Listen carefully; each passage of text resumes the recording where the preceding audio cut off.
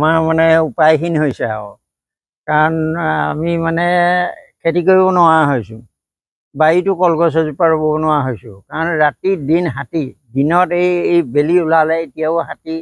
এয়া গৈছে এইমাত্ৰ গৈছে হাতী গতিকে ৰাতি ৰখিবলগীয়া হৈছে কেতিয়াবা উজাগৰে কটাবলগীয়া হৈছে কেতিয়াবা ভাত খাই থাকোঁতে আধা পেটি ভাতে উঠি যাবলগীয়া হয় হাতী খেদিবলৈ আমাৰ কাৰণ নাই আৰু মুখ্যমন্ত্ৰী ডাঙৰীয়ালৈ অনুৰোধ যে আমাক কিবা এটা মানে সকাহ দিয়ে যেন আমাৰ মানে এই হাতী জাকৰ কিবা এটা ব্যৱস্থা লওক আমিতো একো নাপাওঁ এই খেতি খালেও আমি আজি এই 10 বছৰ হ'ল হাতীয়ে ধান খায়ে আছে কিন্তু আমাৰ পৰা কাগজ পত্ৰ লয় কিন্তু আমি এটকাও নাপাওঁ গতিকে সেয়াই আৰু কি ক'ম আৰু বন বিভাগৰ লোক মাতিলে আহে নহাকৈ নাথাকে কিন্তু নোৱাৰে তেওঁলোকেও নোৱাৰে খেদিবই নোৱাৰে নে নেখেদেই সেইটোও নাজানো মানে আহে আৰু দুজাইমান আৰু গুলি ফুটাই গুচি যায়গৈ আৰু গতিকে হাতী আৰু দিনে ৰাতিয়ে এইবোৰতে ঘূৰি পকি থাকে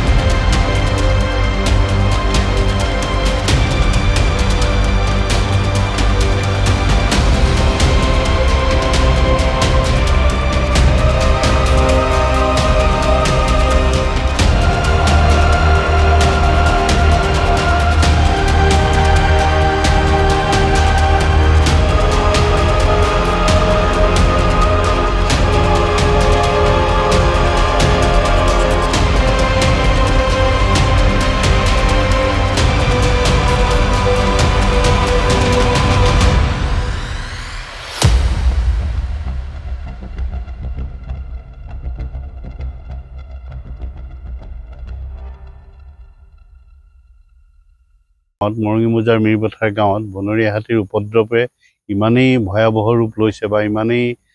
বাঢ়িছে যে আজি যোৱা নিশা সেই সন্ধ্যাতে এটা হাতীৰ জাক দৈগু নদী পাৰ হৈ ইয়ালৈ আহিছে এই গাঁৱলৈ আহিছে দুটা ভাগ হৈ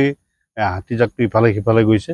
কেউফালে হাহাকাৰ আৰু আহি এতিয়া আমাৰ এয়া পদূলিৰ মুখত এই ধাননি পথাৰত আমি ৰৈ আছোঁ পদূলিৰ মুখত মানে একেবাৰে গেটৰ সন্মুখত হাতীৰ জাকটোৱে আহি ধান খাই আছে আৰু এনেকুৱা এটা অৱস্থা হৈছে যে আমি কোনো পৰিয়ালৰ কোনো মানুহ দুটা পৰিয়াল বাহিৰলৈ ওলাব পৰা নাই গতিকে তৎমুহূৰ্ততে স্থানীয় ৰাইজ আহি আৰু বন বিভাগৰ বনকৰ্মীসকল আহি নোপোৱা হ'লে কালি কেনেকুৱা এটা ভয়াৱহ বা কেনেকুৱা এটা অৱস্থাৰ সৃষ্টি হ'লহেঁতেন সেইটো ভাবিব নোৱাৰা কথা গতিকে তেনেকুৱা সংকটত আজি মিৰপথাৰ গাঁৱৰ ৰাইজে বাস কৰিবলগীয়া হৈছে বা হাতীৰ লগত সংঘাতত লিপ্ত হ'বলগীয়া হৈছে গতিকে আমি ভাবোঁ যে সেই হাতীৰ জাকটো দিনতো মানে প্ৰত্যক্ষ কৰা যায় আজি সেই কালিৰ হাতী জাকটো আজি দিনৰ এতিয়া এই পুৱা 7টা বজাত এই পাৰ হৈ গৈছে সকলোৱে প্ৰত্যক্ষ কৰিছে গতিকে দিনে ৰাতিয়ে এই গাঁও এই অঞ্চলটোত মানে হাতীৰ সংঘাতটো খুব বেছি বাঢ়ি গৈছে আমি তৎকালীনভাৱে দাবী কৰোঁ যে যি এমুঠি ধান খেতিয়ক ৰাইজে কৰিছে সেই মুঠিও এতিয়া মানে ৰক্ষা কৰিব পৰা অৱস্থাত নাইকিয়া হৈছে আৰু সেয়েহে আমি ভাবিছোঁ যে অসম চৰকাৰ আৰু বন বিভাগে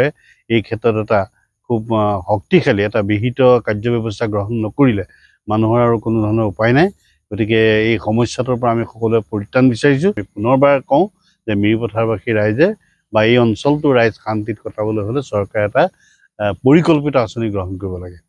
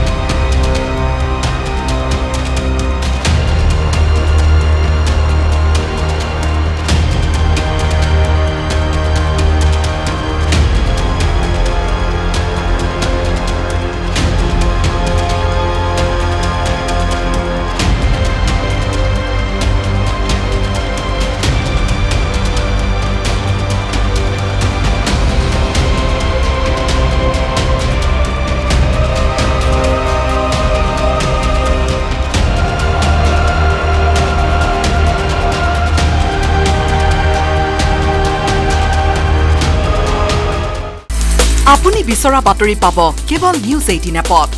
নিউজ 18 এপ ডাউনলোড কৰিবলৈ স্ক্যান কৰক এই QR কোড গুগল প্লে ষ্টৰতো পাব এই নিউজ 18 এপ